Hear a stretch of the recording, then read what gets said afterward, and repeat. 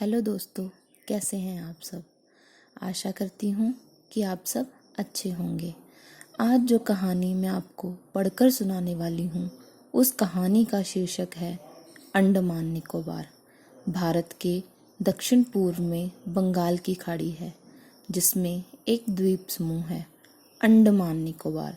प्रस्तुत पाठ में भारत के इसी केंद्र शासित प्रदेश की झलक दिखलाई गई है। आइए इसके बारे में पढ़ते हैं और जानते हैं। पापा, क्या इस बार भी सारी छुट्टियां घर पर ही बीतेंगी? अर्नव ने मुंह फुलाकर कहा। अर्नव, पापा को समय मिलेगा तो जरूर ले जाएंगे। तुम्हें थोड़ा सब्र करना चाहिए, माँ ने समझाया। नहीं अर्नव, इस बार मैं 20-25 दिनों का समय तुम्हारे लिए अवश्य निकालूंगा। इस बार मैं तुम्हें एक ऐसी जगह ले जाऊंगा जो हमारे देश का हिस्सा होते हुए भी अलग थलग है, पापा ने मुस्कुराकर कहा।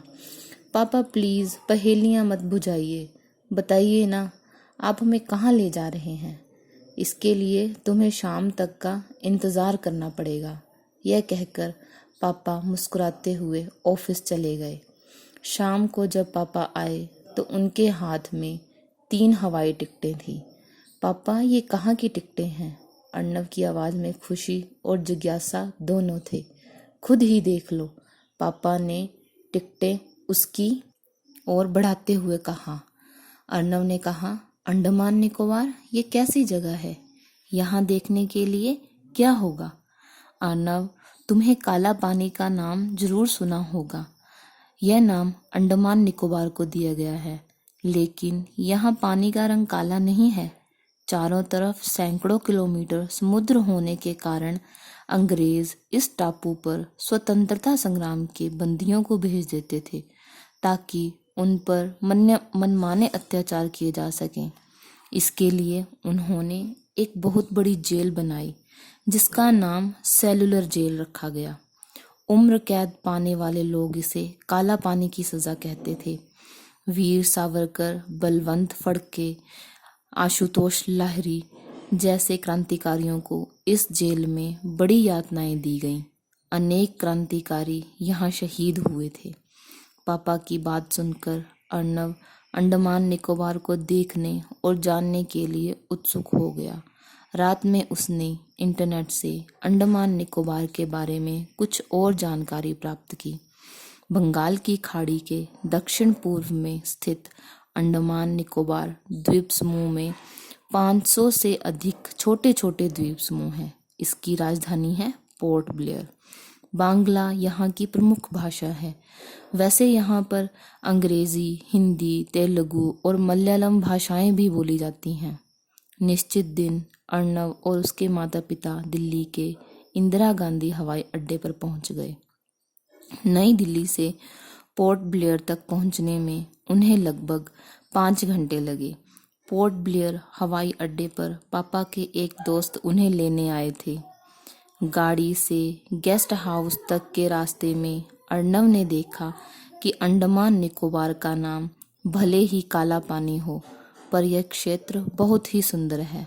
समुद्र के साथ साथ वहाँ छोटे छोटे पहाड़ थे। 8 महीने वर्षा होने के कारण चारों ओर हरियाली ही हरियाली थी।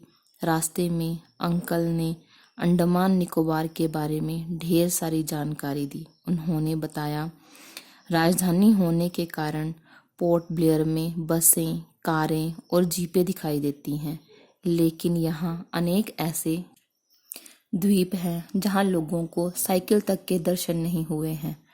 पोर्ट ब्लेयर में भारत के विभिन्न हिस्सों से आए लोग दिखाई देते हैं, पर यहाँ के मूल निवासी शायद ही दिखाई देते हैं। आदिवासी जनजातियाँ यहाँ मुख्य रूप से स्ट्रेट द्वीप में रहती हैं। इन जनजातियों में ओंगी, जारवा, सेंटिनली और शोम्पेन प्रमुख हैं। आज भी बहुत से आदिवासी छोटे छोटे द्वीपों के जंगलों में रहते हैं। ओंगी आदिवासी लिटिल अंडमान में रहते हैं।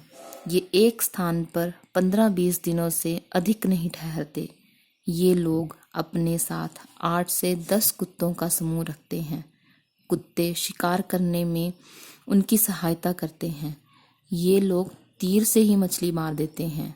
ओंगी कपड़े नहीं पहनते। बस जंगली पत्तों और घास आदि के रेशों को गूंथकर छोटी सी लंगोटी पहन लेते हैं। इनके शरीर पर बहुत कम बाल होते हैं। सिर के बालों को भी ये कांच के टुकड़ों से साफ कर लेते हैं। कैंची, उस्तरा, ब्लेड का ज्ञान इन्हें नहीं है। स्त्रियां सुंदर दिखने के लिए अपने मुंह पर चिकनी मिट्टी लगा लेती हैं। अंडमान का दूसरा हिस्सा है निकोबार। इस द्वीप समूह में छोटे बड़े 62 द्वीप हैं। निकोबारी लोगों का रंग गेहुआ और शरीर गठा हुआ होता है। उन्हें सुपारी खाने का बहुत शौक होता है। लड़कियां कान में लकड़ी या हाथी दांत की बनी हुई बालियां पहनती हैं। शादी होने तक लड़कियां सिर के बाल नहीं काटती, लेकिन शादी वाले दिन उनके बाल काट दिए जाते हैं। अपने बालों को वे एक संदूक में रखकर अपनी माँ के पास छोड़ देती हैं। यहाँ बच्चों को कुश्ती लड़ने, ऊंचे पेड़ों पर चढ़ने, मछली पकड़ने में बहुत मज़ा आता है। हर साल किशोर उम्र के बच्चों की नौका दौड़ भी होती है।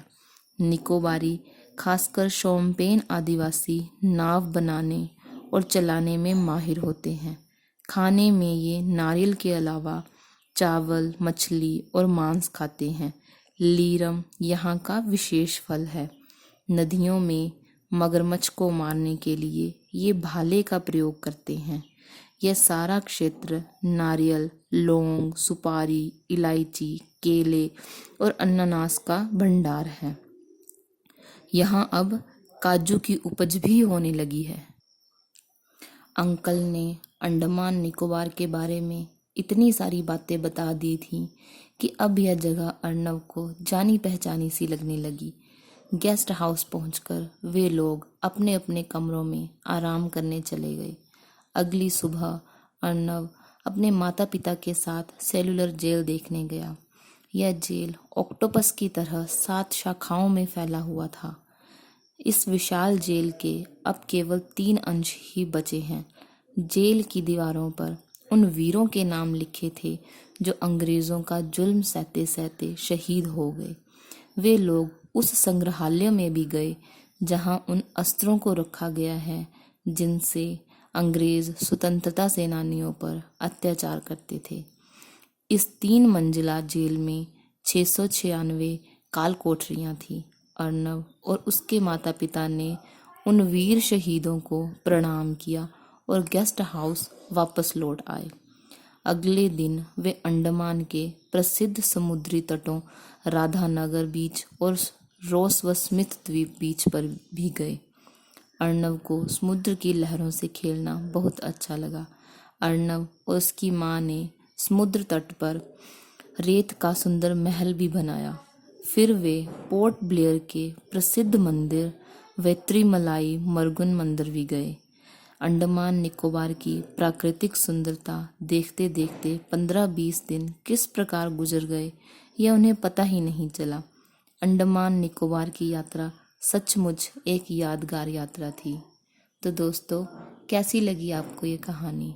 अगर कहानी आपको अच्छी लगी है तो इसको लाइक और शेयर ज़रूर करें और मेरे चैनल को सब्सक्राइब करना ना भूलें। धन्यवाद।